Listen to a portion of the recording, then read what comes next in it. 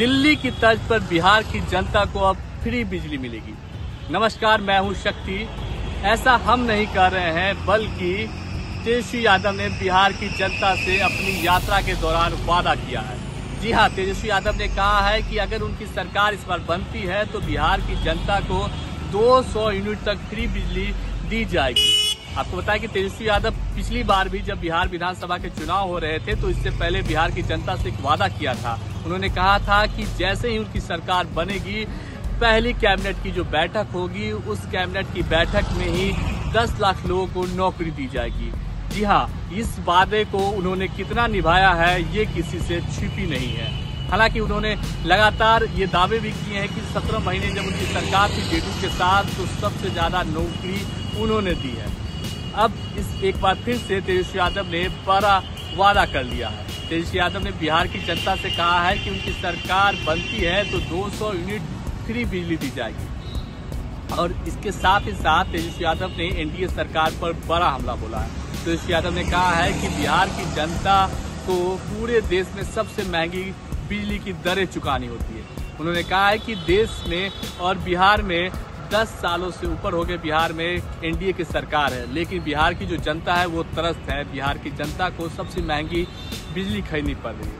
इसके साथ ही साथ उन्होंने एनडीए सरकार पर और हमला बोला है। तेजस्वी यादव ने कहा है कि वो यात्रा में जहां भी जा रहे हैं, लोग उनके पास स्मार्ट मीटर जो है उसको लेकर शिकायतें कर रहे हैं। लोगों का कहना है कि स्मार्ट मीटर पे काफी बिजली का बिल ज्यादा लग रहा है। साथ ही साथ तेजस्वी यादव ने एनडीए सरकार को भी हमला बोला और कहा है कि उनकी सरकार जैसे ही बदलेगी, बिहार में कई चीजों में भारी बदलाव वो करेगी।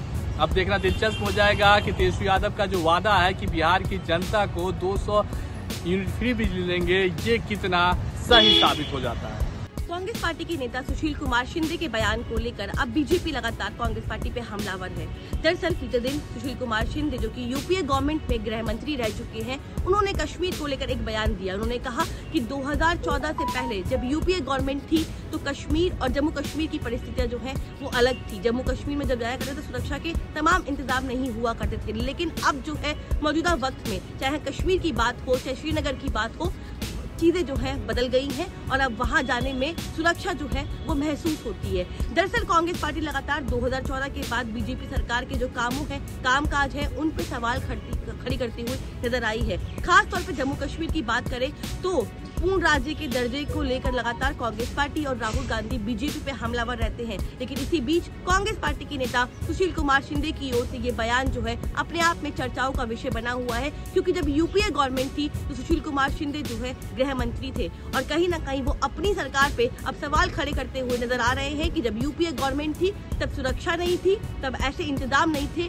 लेकिन जब मोदी गवर्नमेंट है तो कश्मीर की तस्वीर जो है बदलती हुई नजर आ रही है। हालांकि कांग्रेस पार्टी के भीतर इस बयान को लेकर चुप्पी साधी गई है और कोई तरह का क्लैरिफिकेशन जो है वो जारी नहीं किया गया है। लेकिन गृह मंत्री होने के नाते यूपीए गवर्नमेंट में वो अपनी सरकार को घेरते हुए नजर आ रहे हैं और बीजेपी इस पूरे मामले को लेकर इस मौके का फायदा उठाती हुई कांग्रेस और यूपीए गवर्नमेंट को एक बार फिर से घेरती हुई नजर आ रही है। लोकसभा में नेता विपक्ष राहुल गांधी इस वक्त यूएस के दौरे पे हैं। वहीं उनके द्वारा सिख समुदाय को लेकर दिए हुए बयान पे भारत में सियासी भूचाल आ चुका है। जी हाँ, हम बात कर रहे हैं राहुल गांधी के उस बयान को लेकर जहां उन्होंने वर्जीनिया में जब सैकड़ों इंडियन डायस्पोरा के मेंबर से वो मुलाकात कर रहे थे और वहां उन्होंने इस बात का जिक्र किया कि भारत में किस तरह से आरएसएस जो है वो किसी धर्म, किसी स्टेट या किसी भाषा को किस तरह कमतर आंकती है और राजनीति वहां इस बात के लिए नहीं है, बल्कि इस बात को लेकर है कि किस तरह से संवैधानिक मूल्यों को बचाया जा सके। उन्होंने सिख समुदाय को लेकर जिक्र करते हुए कहा कि क्या भारत में जो सिख समुदाय के लोग हैं वो अपनी पगड़ी या अपना हाथ में कड़ा पहनकर किसी गुरुद्वारे में आज़ादी से जा सकते हैं। इसको लेकर एक सियासी बवंडर खड़ा हो चुका है, जहां लगातार बीजेपी जो है राहुल गांधी पर हमलावर है। उन्होंने राहुल गांधी पर आरोप लगाया किस तरह से वो विदेशी सरजमी पर जाकर भारत को एक तरह से अपमानित कर रहे हैं और किस तरह से उनका इस तरह का बयान जो है वो उनके विभाजनकारी नीतियों को दर्शाता है। राहुल गांधी पर हमला करते हुए बीजेपी ने यहाँ तक कहा कि इस तरह का जो बयान देने का एक ट्रेंड है वो भारत के लिए काफ़ी खतरनाक ट्रेंड है। अब इस पूरे मसले में जो प्रतिबंधित संस्था है सीक फॉर जस्टिस और उसके संस्थापक गुरवंत सिंह पन्नू भी अब सामने आ चुके हैं और उन्होंने राहुल गांधी के इस बयान को एंडोर्स किया और उन्होंने कहा कि राहुल गांधी का बयान किस तरह से साहसी और अग्रणी है, क्योंकि उन्होंने उन सारी बातों का जिक्र किया है जो लगातार वो काफ़ी सालों से कहते आ रहे हैं। उन्होंने कहा कि राहुल गांधी जब वर्जीनिया में इंडियन डायस्पोरा को संबोधित कर रहे थे तो वहाँ पर भी एसएफजे जो प्रतिबंधित संस्था है उसके काफ़ी सपोर्टर्स वहाँ उस कार्यक्रम के दौरान मौजूद थे और उन्होंने यहाँ तक कहा कि जिस तरह से 1947 से लेकर अभी तक भारत में जो सिख समुदाय के ऊपर अत्याचार हो रहे हैं तो उन सारी चीज़ों की पुष्टि करता है। वहीं गुरवंत सिंह पन्नू ने फिर ये मांग भी की कि अब चूंकि राहुल गांधी ने भी इस बात को कहा है तो अब खालिस्तान का रेफरेंडम होना चाहिए और एक खालिस्तान का एक अलग देश बनना चाहिए। हम बताना चाहेंगे कि ये वही गुरवंत सिंह पन्नू हैं जिनको नेशनल इन्वेस्टिगेशन एजेंसी के द्वारा इनके ऊपर एक केस दर्ज की गई है भारत में एंटी इंडिया एक्टिविटीज़ को लेकर। खुफिया एजेंसीज की माने तो गुरवंत सिंह पन्नू लगातार विदेशी सरजमी पर रह के खालिस्तानी रेफरेंडम की मांग करते हैं, एक सेपरेट खालिस्तान का देश की मांग करते हैं और ये पाकिस्तान के ISI के साथ भी मिलकर भारत के अगेंस्ट में गतिविधियों को बढ़ावा देते हैं। वहीं अब कांग्रेस ने भी आज बीजेपी के ऊपर पलटवार करते हुए कहा है और कांग्रेस के पब्लिसिटी एंड मीडिया डिपार्टमेंट के चेयरपर्सन पवन खेरा जो हैं उन्होंने इस पूरे मसले पर बीजेपी पर हमला किया है। उन्होंने कहा है कि किस तरह से बीजेपी और उनके शीर्ष नेतृत्व जिसमें प्रधानमंत्री नरेंद्र मोदी भी आते हैं, उन्होंने कहा है कि किस तरह से वो किसी खास जाति समुदाय के लोगों को उनके कपड़ों के द्वारा पहचान लेते हैं। और जहां तक बात करें तो उन्होंने एक और एग्जाम्पल दिया कि किस तरह से हरियाणा में एक नवयुवक की पीट कर इसलिए हत्या कर दी जाती है क्योंकि उन्हें शक था कि वो एक मुस्लिम समुदाय से आता था। फिर पवन खेरा कहते हैं कि क्या भारत में अगर संवैधानिक मूल्यों की बात की जा रही हो या भारत को संविधान के तौर पे चलाए जाने की बात कर रही है तो क्या कांग्रेस यहाँ पे गलत है?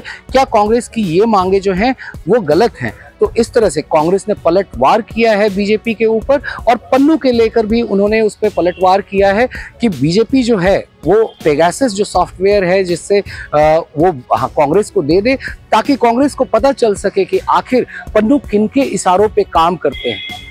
जम्मू कश्मीर में चुनावी दंगल शुरू हो चुकी है। 3 चरणों में जम्मू कश्मीर में चुनाव होने जा रहे हैं और 18 सितंबर से इनकी शुरुआत होने जा रही है। अगर हम अलायंस की बात करें जिसमें नेशनल कॉन्फ्रेंस और कांग्रेस का गठजोड़ और इस गठजोड़ में कहीं न कहीं अब दरारें साफ तौर पर दिखने लगी है। इधर दूसरी जानिब अवामी इत्तेहाद पार्टी और बारामूला से जीते हुए MP इंजीनियर रशीद की रिहाई के बाद जम्मू कश्मीर में चुनावी मैदान में काफी कुछ सुनने और देखने को मिल रहा है। जम्मू कश्मीर के पूर्व मुख्यमंत्री उमर अब्दुल्ला की तरफ से संगीन आरोप लगाए जा रहे हैं। उमर अब्दुल्ला का कहना है कि केंद्र की सरकार नहीं चाहती है कि जम्मू कश्मीर में नेशनल कॉन्फ्रेंस या उमर अब्दुल्ला एक बार फिर से जीते। हालांकि इन बयानों के बाद कई एक लीडर्स जो है नेशनल कॉन्फ्रेंस पर पलटवार कर रहे हैं, लेकिन आने वाला वक्त बताएगा जब 8 अक्टूबर को जम्मू कश्मीर में वोटों की गिनती होगी और इससे पता चलेगा कि जम्मू कश्मीर में किसकी सरकार बनेगी। फिलहाल एक दूसरे पर बयानबाजियों का सिलसिला जम्मू कश्मीर में जारी है। जम्मू कश्मीर में 10 सालों के बाद होने वाले विधानसभा चुनावों में खलल डालने के लिए पाकिस्तान पूरी तरीके से बौखलाया हुआ है। पिछले 12 घंटे में 2 आतंकी घटनाएं जो है वो जम्मू कश्मीर में हुई हैं। सबसे पहली घटना बीती रात लगभग 2:32 पर हुई जब पाकिस्तान की तरफ से बौखलाहट में अंतर्राष्ट्रीय सीमा पर BSF की चौकी पर गोलियां बरसाई गई, जिसका मुंहतोड़ जवाब जो है BSF के सतर्क जवानों ने दिया।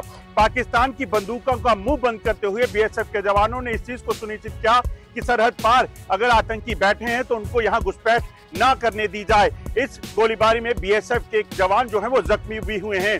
दूसरी घटना जो है वो कठुआ और उधमपुर बॉर्डर के बीच में हुई, जहां पर बसंतगढ़ के पास आतंकी छिपे होने की खबर के बाद सुरक्षा बलों ने एक बड़ा ऑपरेशन शुरू किया। 4 से 5 आतंकियों के छुपे होने की खबर के बाद सुरक्षा बलों ने वहां पर एक बड़ा ऑपरेशन शुरू किया, जिसके बाद वहां पर आतंकी जिस ठिकाने में छुपे थे उस पर हमला बोला गया। इस आतंकी मुठभेड़ में अभी तक 2 से 3 आतंकियों के मारे जाने की खबर जो है वो सामने आ रही है। हालांकि जंगल का इलाका है और बड़े इलाके में इस वक्त कॉर्डन रख कर इस चीज को सुनिश्चित किया जा रहा है कि बचे हुए आतंकी इस इलाके से भागने ना पाए।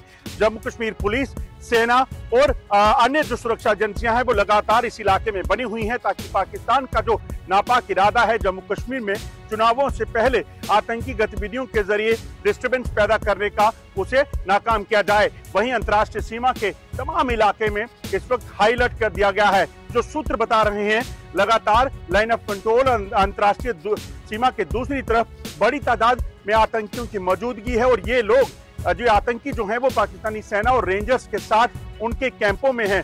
दरअसल पाकिस्तान चाहता है कि चुनावों से पहले इन आतंकियों को जम्मू कश्मीर के इस इलाके में घुसपैठ कराई जाए और चुनावों के वक्त यहां पर बड़े हमलों को अंजाम दिया जाए ताकि जम्मू कश्मीर में चुनावों का जो दौर है उसमें कहीं ना कहीं खलल डाला जा सके और चुनाव में वोटिंग कम हो।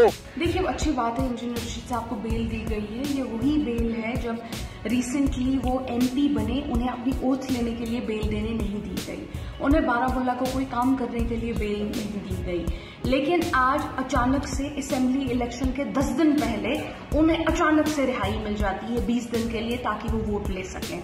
तो ठीक है, हम इसको वेलकम करते हैं। कोई भी किसी को भी जेल से छोड़े 10 दिन के लिए 20 दिन के लिए वोट लेने के लिए ही सही, हम इस बात को वेलकम करते हैं। लेकिन ये समझने की जरूरत है कि जो जम्मू और कश्मीर के 5000 नौजवान बाहर की जेलों में बंद हैं, क्या इस तरह की रियायत उन्हें भी दी जाएगी या ये रियायत सिर्फ उन्हें मिलती है जिससे बीजेपी को लगता है कि नेशनल कॉन्फ्रेंस को नुकसान होगा और इनडायरेक्टली बीजेपी को फायदा होगा? क्या ये रियायत सिर्फ उन लोगों के लिए रखी जाती है जिससे बीजेपी को लगता है उन्हें फायदा होगा?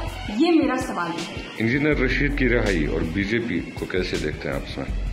देखिए मुझे नहीं पता मैं इंजीनियर रशीद की रिहाई को और बीजेपी को आपस में कैसे देखती हूँ, लेकिन अगर आपने कल अल्ताफ ठाकुर जो बीजेपी की स्पोक्स पर्सन है उनका बयान सुना होगा, जितनी खुशी उन्हें इंजीनियर रशीद के बाहर निकलने से हो रही थी, मुझे नहीं लगता है उतनी खुशी एक आम इंजीनियर रशीद के अपने पार्टी के वर्करों को हो रही थी। जितना खुश वो थे और कह रहे थे कि अब तो नेशनल कॉन्फ्रेंस की नींदें उड़ जाएंगी, मुझे समझ नहीं आ रहा था कि बीजेपी इतनी पटाखे क्यों फोड़ रही थी। उसके बाद अगर आप बीजेपी के दूसरे अनंतनाग वेस्ट के कॉन्स्टिट्यूंसी इंचार्ज बीजेपी के हैं, एमएलए इलेक्शन वहां से लड़ने की तैयारी कर रहे हैं, अगर आप उनका बयान देखेंगे, उन्होंने बहुत क्लियरली बोला कि इंजीनियर रशीद साहब अपनी पार्टी पीसी ये सभी लोग उनकी बी टीम में हैं और गेम ये है कि जम्मू से 25-30 सीटें आ जाए, कश्मीर से यही सारी बी टीमें इंडिपेंडेंट इंजीनियर रशीद ये सभी लोग 5-10 सीटें निकाल लें और ये गठजोड़ बना के वो सरकार करेंगे। अब ये आपको उनसे पूछने, बीजेपी से पूछने की जरूरत है कि वो किस बिना पे इंजीनियर रशीद को अपना आदमी कहते हैं। Thank you.